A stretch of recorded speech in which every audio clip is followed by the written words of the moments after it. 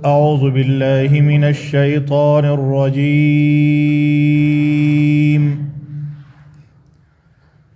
بسم الله الرحمن الرحيم.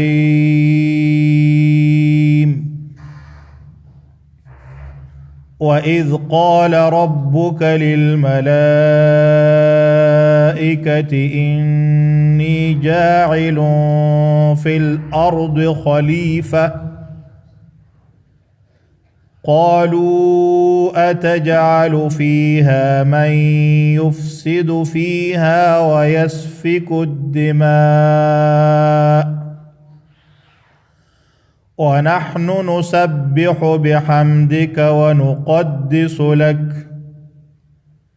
قال إني أعلم ما لا تعلمون. وعلم آدم الأسماء كلها ثم عرضهم على الملائكة فقال أنبئوني بأسماء هؤلاء إن كنتم صادقين. قالوا سبحانك لا علم لنا إلا ما علمتنا إنك أنت العليم الحكيم.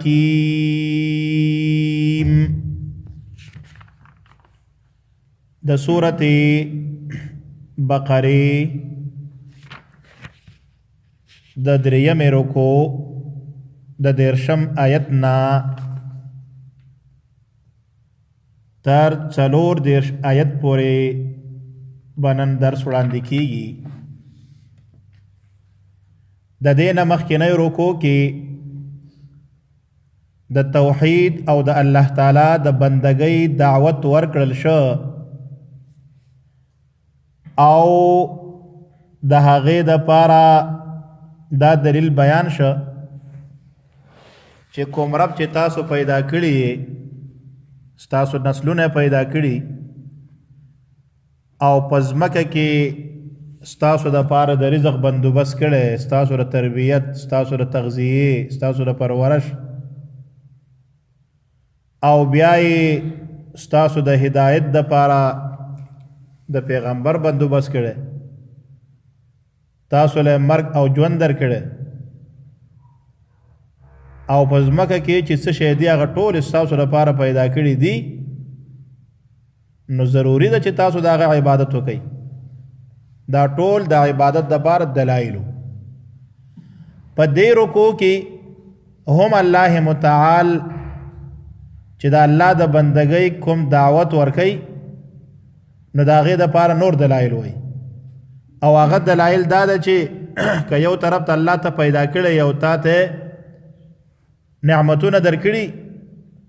خو د ټولو نه ستر نعمت هغه په دې آیتونو کې بیانېږي او په هغې سترو نعمتونو کې یو نعمت دا ده چې الله متعال ته د نورو مخلوقاتو په شان یو مخلوق نه پیدا کړی بلکې د ټولو مخلوقاتو نه ته غوره مخلوق پیدا کړی او ته د ځمکې په مخ باندې خپل خلیفه او خپل نائب مقرر کړی. نو چې ته خپل خلیفه او نائب مقرر کړی نو ستا د خلافت د مقام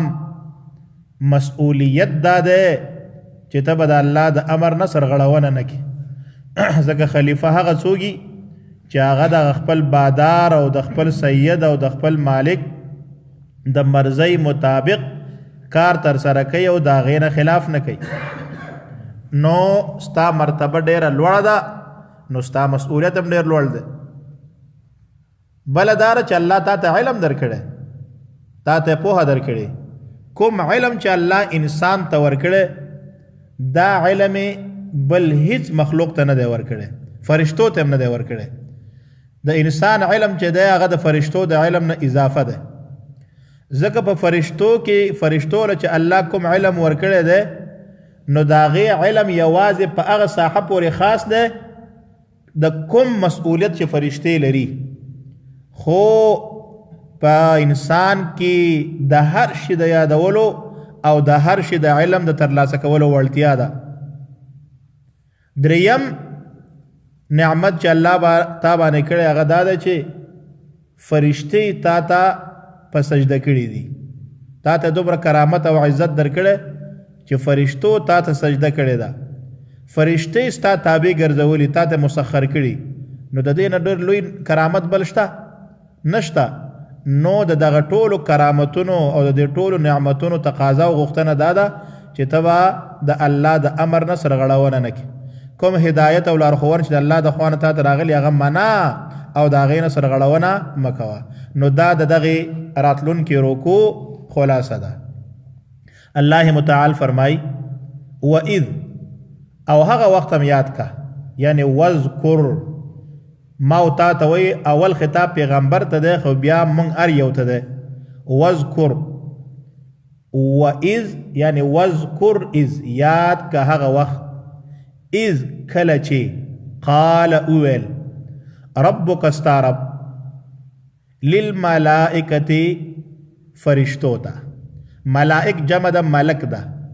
اصل کې د ملک لغوي معنا چې دا پیغام وړونکي ته وایي، پیغام وړونکي ته ملک وایي، نماینده ته. او ملک تم ځکه ملک وایي چې هغه د ملت او د قوم نماینده یي که نه، د هغوی خبرې مخې ته وړي.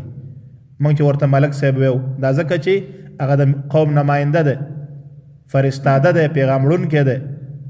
نو د ملک اصل لغوي معنا دا ده فرشته. او ملائک چې دی یا فرشته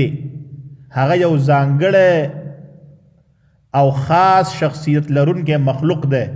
چې د نور نه الله تعالی پیدا کړی دی. مستقل مخلوق ده، لکه د انسانانو او د پیریانو په شان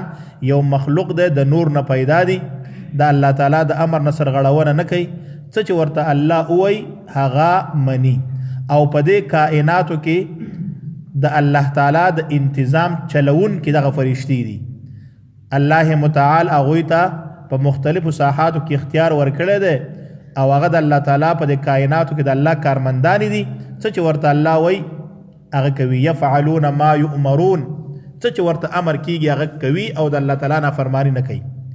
نو الله تعالی فرشتو ته وویل، څه ورته وویل؟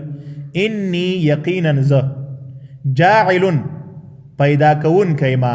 جوړون کایما، ګرځون کایما فی الارض پزمکه کې خلیفتن خلیفه. الله متعال د فرشتو نه اجازه نه اغسته چې څه اجازه ته اغسته، نه وسره مشوره کوله چې زه دا کار وکم کوي نه کم. نه خبره ورته کوو، اخته ته اخبار وای. ښه فرشتو ته ویل چې تاسو خبر شئ زه په دې ځمکه کې یو خلیفه پیدا کوم. خلیفه پیدا کوم. نو د خلیفه معنا درته مخکې وشوه. خلیفه هغه چاته ویل کېږي چې هغه د یو بل چا په ملکیت او په واکمنۍ کې په دې باندې ماموری چې ته به د هغې خپل اصل او د خپل هغه سید د رضا مطابق د هغې اوامر منی او د هغې په واکمنۍ کې به د هغې د حکم مطابق اختیارات هغه به چلی. ته د خپل اختیار خاوند نه. نو خلیفه واک پورا اتارټي چې دغه د خلیفه سره نه، د نائب سره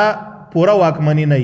بلکې د واکمنی چې دا هغه د هغه خپل اصل هغه آقا او مالک ناغستل شوی. د مثال په توګه باندې یو والی په یو ولایت کې دا د رئیس جمهور او یا د خلیفه او د بادشاه هغه کم مشر چې دی د مالک داغي نائب دی، داغي خلیفه دی. نو والی په خپل ولایت کې هغه کارونه کوي کم چې ورته رئیس جمهور وای، او لسوال چې دی هغه په دغه توګه باندې. نو انسان په ځمکه باندې د الله خلیفه دی، په دې معنا چې دی خود مختار نه دی چې دی به د خپل اختیار مطابق چې څه غواړي هغه به کوي، نه، بلکې د الله تعالی د اوامرو مطابق به د الله تعالی په دې ځمکه کې نظام چلی. او کوم خلیفه او نائب چې هغه د خپل هغه مالک د حکم نه سرغړونه وکړي نو هغه به غداري، هغه به خائني. نو الله ورته ویل زه یو خلیفه پیدا کوم. قالو فرشتو ویل، فرشتو ویل اتجعلو آیات پیدا کوي آیات ګرځوي آیات جوړوي فیها پدېزمکه کې من هغه څوک یفسدو چې فساد بکوي فیها پدېزمکه کې داسې څوک پیدا کوي چې هغه د ځمکې د انتظامات خرابوي ويسفك الدماء او تویوي به وینې یسفکو سفکن تویولو ته وایي دماء دم وینې ته وایي او تویوي به وینې دا فرشتو دا خبره ولې وکړه او د کم ځای نه معلومه کړه چې انسان یا دغه خلیفه چې الله پیدا کوي دا به فساد کوي دا به وینې تویي نو اول خو به دې خبره باندې ځان پوه کوي چې دا د فرشتو اعتراض نه وخا دا یې نیوکه نه وه ځکه د فرشتو دا مجال نشته چې هغه د الله تعالی په حکم باندې او د الله تعالی د امر باندې اعتراض او نیوکه وکړي د دې مطلب دا نه ده چې ته داسې دا کار ته ولې کې نه دا د ولې خبره نه ده دلته اصلا د دې د حکمت د معلومولو پوښتنه وه چې ته دا کار د کم حکمت د مخکې به دې کې څه حکمت ده ځان یې پویه کوو فرشتو ځان پویه کوو چې دغه خلیفه چې ته ټاکې نو د دې حکمت به څه لکه د دې به څه ضرورت نو دا د استعلام او د استکشاف دپاره یعنې د ځان پویه کولو دپاره چې په دې کې حکمت څه ده دا خو یوه خبره شوه دوهمه چې دا یې د کم ځای نه معلومه کړه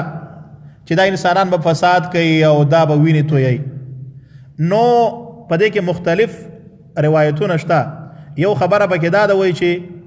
د دې انسانانو د پیدایش نه یعنی د آدم علیه السلام د پیدایش نه 2000 کاله مخکې په دې ځمکه باندې د پیریانو واکمني وه دلته پیریانو نو هغوی بس دا د دنیا دا نظام درهم برهم کړی فساد وجل او د یو بل حقوق طلب کول بې عدالتي ظلم دا کارونه کول نو الله متعال پسې فرشتې راولېږلې او هغوی ووهل ویټه کول او بس د جزیرو مزیرو ته وشړل د غرونو ته او د سمندر د غاړو ته یعنې هغه د واک او اختیار نه محروم کړه نو فرشتو وویل چې دا به هم داسې یو مخلوق پیدا کېږي لکه پیریان چې نو هغوی هم دا کارونه کول او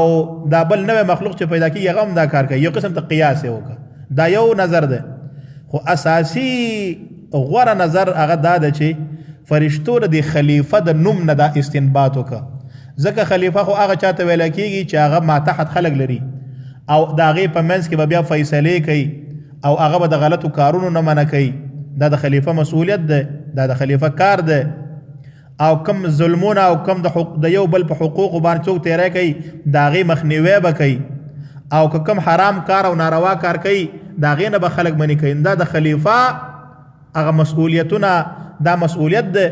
نو فرشتو د دې خلیفه د لفظ نه دا معلومه کړه چې خلیفه ته خو هغه وخت کې ضرورت وي چې هلته خلک ورانه کوي نو دا به منې کوي نو کېدای شي مخلوق به نو فرشتو چې کله دا خبره وکړه او بیا یې وویل چې ونحن او مونږ نسبحو پاکي بیانو بحمدک ستا د ثنا سره یعنی ته بل مخلوق ولې پیدا کوي یا د بل مخلوق پیدا کولو کې حکمت څه شی ده که ستا عبادت وي خو عبادت خو موږ ډېر په ښه طریقه باندې کوو نو د دې بل مخلوق پیدا کولو ته به څه ضرورت وي د نسبحو د تسبیح نه اغستل شوی د تسبیح معنا د پاکوالي نسبت الله ته د پاکوالي نسبت الله ته چې الله د هر قسم عیب نه پاک ده نو نسبحو مطلب دا شو چې منګه تا د هر قسم عیب نه پاکو او ستا پاکی بیانو بحمدک ستا د حمد سره حمد چې ده د ټولو صفاتو د خو صفاتو ثابتول دي الله لره د دې معنی تاسو ته په الحمدو کې شوی وه یعنی منګه سبحان الله او الحمدلله دواړه وایو سبحان الله او الحمدلله دواړه وایو په حدیث کې راځي ابو ذر رضی الله تعالی عنه فرمایي چې د نبی کریم صلی الله علیه وسلم نه پوښتنه وشوه چې په کلام کې او په خبرو کې د ټولو نه غوره خبره هغه څه شی ده ای الکلام افضلو کومه خبره ډېره غوره ده نو نبی علیه السلام ورته وفرمایل چې هغه خبره ډېره غوره ده چې الله متعال د فرشتو دپاره ښه ګڼي چې هغه سبحان الله وبحمده د سبحان الله وبحمده نو د سبحان الله وبحمده ذکر کول دا ډېر لوی ثواب لري او د بخاري شریف حدیث هم د آخري حدیث ده چې نبی کریم صلی الله علیه وسلم فرمایي چې 2 کلمې داسې دي چې هغه په ژبه باندې ډېرې اسانې ادا کیږي او الله تعالی ته ډېرې خوښې دي او د په میزان کې یعنی د اعمالو په تله کې هغه ډېرې درنې دي هغه دوه کلمې کومې دي سبحان الله وبحمده سبحان الله العظیم سبحان الله وبحمده سبحان الله العظیم دا زده کوي او دا ډېرې تکراروي نو فرشتو ویل چې موږ خدا کار کوو ونقدس او لوی بیانو لکه تعالی را تقدیس ام په معنا د پاکوالی راځي او ام په معنا د عظمت راځي دلته معنا د عظمت وکي ځکه نسبحو معنا پاکی شو نو د ونقدسو معنا بس شي منګ لوی بیانو تعالی را ونقدسو منګ لوی او بزرگی بیانو تعالی تا ډیر لوی غنو اصل کې دا قداست او عظمت چې ده انسان چې چا د ټیټیږي نو هغه دغه تقدیس کوي دغه لوی بیانای نو موږ ستا لویم بیانو سر تا د ټیټو سجده تا ته کو عبادت تا ته کو نو بل خلیفہ د پیدا کولو حکمت څه ده قال الله ویل انی یقینا ز اعلم خپویګم ما په هغه څه لا تعلمون چې تاسو پرې نه پوهیږئ یعنی کوم مصلحت او حکمت چې د یو بل مخلوق چې هغه به زما د خلیفہ مسئولیت تر سره کوي د هغې په حکمت او مصلحت باندې زه ډېر ښه پوهیږم صحیح ده چې دا تاسو چې کوم مفاسد ذکر کړه او دا کومې غلطیانې چې ذکر کړي دا به یي خو مصلحت یې ډېر لوړ دی ځکه چې په هغې کې به پیغمبران وي په هغې کې به انبیا او رسولي په هغې کې به بزرګان نیکان علما دا به هم پکې او بدان به هم پکې نو هغه مصلحت د فساد نه ډېر زیات دی نو زه په هغې باندې پوهیږم نو آدم علیه السلام الله پیدا که د څه شي نه پیدا که من ادیم الارض د ځمکې د مخ نه پیدا که ادیم اصل کې څرمن ته ویل کېږي د ځمکې د مخ نه پیدا که یعنی د ځمکې د مخ د مختلفو ساحو نه الله متعال په خپل قدرت باندې هغه خاوره راجمع کړه او بیا یې د هغې نه د انسان دغه کالبوت جوړ شو بیا په هغې کې روح پوکه نو ځکه ورته آدم وایي ځکه دا د ځمکې د مخ د خاورې نه جوړ شوی دی نو هغه پیدا چې کله پیدا که نو د هغې نه وروسته د کوم شي دپاره چې پیدا شوی و چې هغه خلافت دی نو د هغې ته د علم ضرورت و د علم د پوهې ضرورت و نو الله متعال ورته علم هم ورکه وعلمه وی خودل تعلیم خودلو ته ویل کېږي وعلمه وی خوده آدم علیه السلام ته الاسماء نمونه كلها ټول نمونه ور وښودل د څه شي نمونه کم شي ته چې د آدم علیه السلام ضرورت و او د دنیا د واک د چلولو د پاره چې کوم شي ته اړتیا وه نو هغه ورته ټول ور وښودل خو اصل کې انسان چې کله تعلیم باندې شروع کوي نو اول نمونه زده کوي کنه او بلکې دا ټول زمونږ دا ټولې خبرې اصل کې دغه د نمونه دي نو دا ټول نمونه ور وښودل یعنی دا ټول شی نه ور وښودل چې ور وښودل ثم عرضهم بیا یې د دغه نومونو هغه شی نه چې دي هغه وړاندې کړل ثم عرضهم بیا یې وړاندې کړل دغه شیان کوم شیان چې د هغې نومونه آدم علیه السلام ته ورښودلي علی الملائکة فرشتو ته بس دا شیان د عکسونه یا هغه جنسونه ور وړاندې کړه فرشتو ته چې دا تاسو د دې د نومونه خو تاسو واخلئ فقال الله ورته وویل انبئوني خبر راکئ ماته ما خبر کوي نو الله تعالی خو خبرو الله تعالی خو دا ټول شیان خو الله ته معلومو خو د دیو نه خو امتحان اغسته د دیو نه دغه خپل خبره چې دیو مخکې کړې وه په هغې باندې د دیو هغه غلطي ثابتوله چې تاسو دا کوم فکر کوئ داسې نه ده انبئوني خبر راکئ ماته انبئو خبر راکړئ نی ماته ما خبر کوي باسماء په نومونو هؤلاء د دې شیانو نومونه ماته راوښایې ان کنتم کئی تاسو صادقین رښتینی په دې خبره کې چې من خو ستا پاکي بیانو او ستا عظمت بیانو نو ته بل مخلوق ولې پیدا کوي څه حکمت پکې ده که تاسو په خپله دغه دعوه کې رښتینی یې نو د دې شیانو خو نومونه خو ماته واخلئ قالو هغوی وویل سبحانکه پاکي د تعالی را یا الله لا علم نشته پوها لنا مونږ ته الا ما مگر د هغه شي علمتنا چې تا مونږ ته راښودلي بس تا چې مونږ ته کوم شی راښودلی دی د هغې علم مونږ سره شته او د بل شي علم خو موږ سره نشته نو دا خو موږ ته نه دی معلوم نو دا څرنګه الله تعالی خو آدم علیه السلام ته ورخودلی او دوی ته خو نه وخودلی دا د دې خبره دلیل چې اصلا د دې دغه سره سروکار نه کله چې آدم علیه السلام ته الله تعالی تعلیم ورکوه نو دا فرشتي خو هلته موجود وي خو دوی هغې ته هېڅ اعتنا نه کوله ځکه چې هغې سره سروکار نه نو الله تعالی په دې باندې دا امتحان کوو چې ګورئ ستاسو علم چې دی هغه صرف یو محدود علم دی د دې نه معلومیږي چې فرشتو ته چې الله تعالی کومه ساحه ورکړې ده نو هم د هغې علم صلاحیت پکې شته مثلا ځینې فرشتې په هوا باندې مامورې دي چې د هوا انتظام کوي نو هغې سره فقط د هوا علم شته او د اوبو په رابطه باندې هغه بیا هېڅ علم اصلا حاصلولی نه شي یا د نور شي په رابطه باندې علم حاصلولی نه شي نو د هغو هغه محدود خبره ده او انسان کې دا وړتیا شته چې هغه ډېرو شیانو علم چې دی لاسته راوړی شي انک یقینا ته انت دا انت تاکید دکه دپاره دی یقینا ته العلیم پوهه الحکیم حکمت واله یعنی علم او ستا سره دی او د دې علم چې کوم اصل حقیقت دی او کوم حکمت چې دی هغه هم ستا سره دی یو علم دی بل حکمت دی ښه دا دواړه بیل بیل شی نه دي یو سړی به عالمي پوهه به وي خو حکمت به ورسه نه وي هغه د علم د تطبیقولو او د علم نه د استفادې کولو هغه حکمت به ورسره نه وي چل به ورسره نه وي نو الله متعال چې دی هغه هم د ټولو شیانو علم لري او هم چې دی د هر شی چې کوي نو د هغې حکمت هم ورته معلوم دی د هغې هغه پوهه هم ورسره شته مصلحت هم معلوم دی نو الله به ستا عالم او حکمت هم ستا سره دی نو چې کله فرشتو ته دا خبره وکړه نو بیا د هغې نه وروسته آدم علیه السلام ته وویل قال الله وویل یا آدمو ای آدمه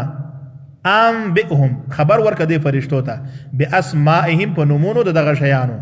فلما انبأهم نو چې کله خبر دیو ته ورکه باسمائهم په نومونو دغه شیانو قال الله ویل الم اقل لكم الم آیا نه نو اقل لكم ویلی می تاسو ته آیا ما نو ویلی تاسو ته الم اقل لكم آیا ما نو ویلی لكم تاسو ته انی اعلمو چې زه پوهیږم غیبه السماوات والارض په پټو خبرو په پټو شیانو د اسمانونو او د ځمکې یعنی چې په د اسمانونو او ځمکې کوم شی پټ دي د هغې هر څه نه زه خبر یم نو ما ته خو دا علم و چې زه به دا مخلوق د څه دپاره پیدا کوم نو هغه د تاسو ولیده ستاسو خو فکر دا چې دا به یو مفسد مخلوقي وینې به تویی خو هغه د هم ولیده چې د دې سره علم هم شته دې له زه پوهه هم ورکومه چې په علم او پوهه باندې به د فساد مخه نیسي په علم او پوهه باندې به د فساد مخه نیسي د ده سره به دا نفس هم وي چې هغه به ورانۍ طرف ته د اماده کوي خو علم چې دی علم به د فساد مخه نیسي علم به د فساد مخه نیسي نو د دې نه معلومیږي چې علم اصل کې د فساد د مخنیوي وسیله ده او کوم علم چې په ځمکه کې د فساد مخه ونه نیسي بلکې هغه د فساد نورم خوري نو هغه بیا علم نه ده هغه بیا علم نه معلومات دي خو علم نه ده لکه اوس په دې دنیا کې چې تاسو ګورئ چې دا کوم فساد چې روان دی او د انسانانو د وجلو دپاره او د انسانانو د یرولو دپاره او د دنیا د ورانولو دپاره چې دا څومره وسلې جوړیږي دا علم نه ده دا معلومات دی خو دا علم ځکه نه ده چې د دې نه خو دا خلک د فساد دپاره کار اخلي واعلم او پوهیږم ما په هغه څه تبدونه چې تاسو ښکاره کوئ تاسو چې په جبو باندې کوم شی ښکاره کوئ لکه مخکې مې وویل چې دا به فساد کوي نو په هغې هم زه پوهېږم وما کنتم تکتمون او په هغه شي هم زه پوهېږم چې تاسو یې پټوئ چې یاره نو الله تعالی بل مخلوق ولې پیدا کوي خو موږ عبادت کوو د کفایت کوي که د دې په زړه کې دا خبره وه نو الله تعالی ورته وویل چې زه په هر شي باندې پوهېږم دا د آدم علیه السلام یا د آدم علیه السلام د اولادې د انسان هغه د علم په وسیله باندې عظمت ته اشاره شوه او په دې آخري آیات کې بیا الله فرمای یو بل کرامت ته اشاره شوه چې وإذ او هغه وخت هم یاد کا قلنا چې موږ وویل للملائکة فرشتو ته اسجدو سجده وکئ سر ټیټ کئ ګورئ دا د علم د ورکولو نه وروسته فرشتو ته وجې سر ورته ټیټ کئ ځکه هلته فضیلت ښکاره شو که نه غوروالی ښکاره شو نو چې غوره شو نو اوس فرشتو ته وایي چې ته به مسخر کېږي وإذ قلنا موږ وویل کله چې موږ وویل فرشتو ته اسجدو سجده وکئ د سجدې نه خو مراد یا یوازې همدغه سر ټیټول دي لکه موږ چې سجده کوو یا د سجدې نه مراد تابعداري کول دي یعنی تاسو د دې انسان تابعدار شئ لآدم آدم ته د آدم تابعداري وکئ او دغه خبره منئ او هغه ته سجده م وکئ فسجدو نو ټولو سجده وکړه وعده وکړه او سر مخکته ک الا ابلیس مگر ابلیس ونه کړه ابلیس سجده ونه کړه ابلیس اصل کې د ابلیس معنا دا انتهایی نا امیدی د ابلیس معنا چې دا هغه چاته وي چې نا امید دی ناهیلی نو شیطان هم د الله د رحمت نه ناهیلی شوی دی ابلیس پر رابطه باندې خو ډېرې خبرې شته چې دا څوک و څوک نه خو غوره خبره دا ده چې کان من الجن لکه قرآن کې مو وایي که نه دا د پیریانو نه بس هماغه د پیریانو نه او خو ځان ډېر شیخ کوو ډېر بزرګ کوو د فرشتو هم ورته ډېر احترام لره نو الله ته خو د خباست معلومو نو خو د فرشتو د امتحان دپاره دا د فرشتو سره ساتلو د فرشتو سره به یو ځای و که نه نور خو الله ته علمو خو فرشتي خو به دوکه شوي وي ځکه فرشتو ته خو د غیب علم نو بس ځان نه ډېر لوی شیخ جوړ کړی او ځان نه ډېر لوی بزرګ جوړ کړی نو د فرشتو په باورو چې دا خو ډېر نیک دی نو هغو سره یو ځای و نو چې کله الله متعال امر وکړ چې سجده وکړئ نو په دې امر کې دا ابلیس هم شامل و سره دې چې د ملایکو نه نو خو امر ورته و نو چې کله امر وشو نو ابا د انکار وکړ چې زه بابا زه خو د ده نه ډېر غوره یم واستکبر او لوی چاري وکړه انکار یې وکړو د الله د امر د منلو نه سجده یې ونه کړه واستکبر ځان یې لوی وګڼه ځان یې څنګه لوی وګڼه قرآن کریم په بل ځای کې فرمایي که نه چې خلقته من نار وخلقته من طین زه د اور نه پیدا کړم او دا د خټ نه پیدا کړی زه به اوس دته سجده کومه نو لوی چارې وکړه نو اولنی نشنلیست او قوم پرست چې دغه څوک شیطان خپل اصل لوی وګڼه چې زه خو ډېر لوی یم زه خو د اور نه پیدا یم نو زه به اوس دته خبره منم نو په دې وجه باندې دا شی د لوی چارې نه ده دا قومیت چې ده دا د لوی چارې خبره نه ده خو ټول یو شان انسانان دی او بیا ټول یو شان د الله تعالی مخلوق دی نو ته په دغه شی باندې اوس ځان لوی ګڼې چې زه ګنې د اور نه پیدا یم او زما اصل او نسل چې دغه د نه غوره ده نو تکبر یې وکړه وکانه من الکافرین او دی مخکې د منکرینو نه الله ته علم و چې دا منکر کافر رزیل خدا چې فرشتو ته معلومات نو نو ځکه الله متعال هغه د خباست د ښکاره کولو دپاره هم دا کار وکړه نو الله متعال زمونږ د تکبر او د لوی چارۍ نه وساتي واذ قال یاد کا هغه وخت چې ویل ربک استعرب للملائکه ملائکه ته فرشتو ته انی جاعل ز پیدا کون کایما فی الارض پزمکه کې خلیفتا د یو نائب چې زما حکمونه با زما پزمکه باندې نافذي او زما د حکم مطابق بجون تیری قالو فرشتو ویل د ځان د خبرولو او د حکمت د معلومولو لپاره اتجعلوا آیات پیدا کې ته جوړه فيها په دې ځمکه کې من هغه څوک ته ګرځوي په دې ځمکه کې ته پیدا کې په دې ځمکه کې من هغه څوک یفسدو چې فساد بکوي فيها په دې کې د دنیا تنظیم په ګډوډوي تنظیم به خرابوي د تنظیم خرابول فساد ده څوک چې ګډوډي پیدا کوي دا فساد کوي ويسفك الدماء او تويوي بويني د دې خلیفہ د لفظ نه یا خبر معلومه کړي وا یا دیو قیاس کړو په پیریانو باندې ونحن او مون نسبحو پاکی بیانو بحمدک سرستا د ثنا سبحان الله موایو الحمدلله موایو ټول عیبونو نه پاک ثابتو او ټول صفاتونه د کمال تعالی ثابتو ونقدس او لوی بیانو لک تعالی را تعالی غنو ای زمونږ ربا تا مونږ لوی غنو د کوم لوی چې ته مستحق قال الله ول انی یقینا ز اعلم خپويګم ما په هغه څه په مصلحت د هغه شی لا تعلمون چې تاسو پر نه پويږئ تاسو دا کوم خبره وکړه نو هغه مصلحتونه خو تاسو ذهن کې نشته هغه باندې زه پويږم وعلم الله خودل آدم علیه السلام ته الاسماء نمونه كلها ټول شیانو نمونه ورته ورو خودل کوم ضروری شیانو یعنی علم ولا ورک دلته یو خبره یاد ساتئ چې اصل کې د انسان ابتدا د علم نشوي ده لکه دا اوس دا ځنه خلک وای دا د ډاروین د نظریه والا چې اول کې انسان چې د ارتقا کړی دا اول کې دا یو چنجه او هغه بیا لویده او بیا د بیزو جوړ شو او بیا د انسان جوړ شو دا چټیات دي انسان پر رڼا کې ژوند پیل کړی دی انسان په تیارو کې ژوند نه دی پیل کړی خو وروسته انسان د خپل بدبختۍ د وجې نه تیارو ته لاړ کنه اولنی انسان آدم علیه السلام دی او هغې الله علم ورکړی نو په رڼا کې انسان پیدا شوی دی په علم او پوهه کې انسان پیدا شوی دی ثم عرضهم بیا یې دغه شیان راوړاندې کړه علی الملائکه د فرشتو ته فقال ورته ویل انبئوني خبر راکئ ماته باسماء هؤلاء په نومونو د دې شیانو ان کنتم صادقین که تاسو رښتینی یې په دې ستاسو په دې فکر او ګمان کې چې موږ خو بس یو کنه نور بل مخلوق ولې پیدا کې قالوا هغوی وویل سبحانک تعالی را پاکی ده د هر قسم عیب نه لا علم لنا مونږ ته علم نشته الا ما مگر د هغه شي علمتنا چې تا مونږ ته راښودلی نو فرشتې په غیبو باندې نه پوهېږي انک یقینا ته انت العلیم الحکیم هم دا ته پوهې د حکمت والی ستا په هر شي کې حکمت ده قال الله اویل یا آدم اے آدمه انبئهم دیو ته اوس خبر ورکه باسمائهم په نومونو د دې شیانو فلما پس هر کله انبأهم چې هغوی خبر کړل باسمائهم په نومونو د دغه شیانو قال الله اویل الم اقل ایا ما نه ویلي لکم تاسو ته انی چې یقینا زه اعلم ښه پوهېږم غیب السماوات په پټو شیانو د اسمانونو والارض او د ځمکې په اسمان او ځمکه کې چې هر شی پټ دی د هغې علم ما سره شته زما د علم نه هیڅ شی پناه نه دی واعلم او ښه پوهېږم ما په هغه څه تبدونه چې تاسو ښکاره کوئ په خپلو ژبو کوم شی چې په خپله ژبه باندې وی په هغې م پوهېږم وما او په هغه څه کنتم چې یې تاسو تکتمون پټوئ په نفسونو کې ستا په نفس کې چې کوم شی ګرځي په هغې باندې الله پوهېږي نو د الله نه ستا هېڅ حالت پټ نه دی واذ قلنا او هغه وخت هم یاد کړه چې موږ وویل للملائکة فرشتو ته اسجدو سجده وکئ کرامت او عزت د الله د خوا نه د آدم علیه السلام دپاره سجده وکئ آدم علیه السلام ته فسجدو نو هغوی سجده وکړه الا ابلیس مگر ابلیس ونه کړه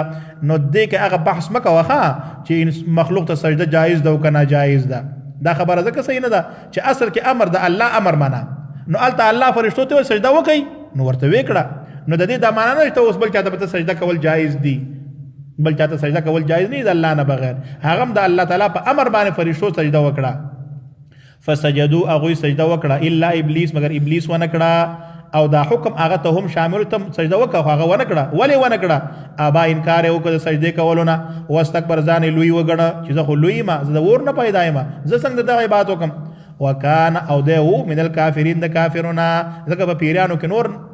کافر مو نور د الله تعالی د حکم نه سرغړونکي مو نو دیم د هغو نه و او الله ته علم و خو فرشتو ته علم نه و واخر دعوانا ان الحمد لله رب العالمین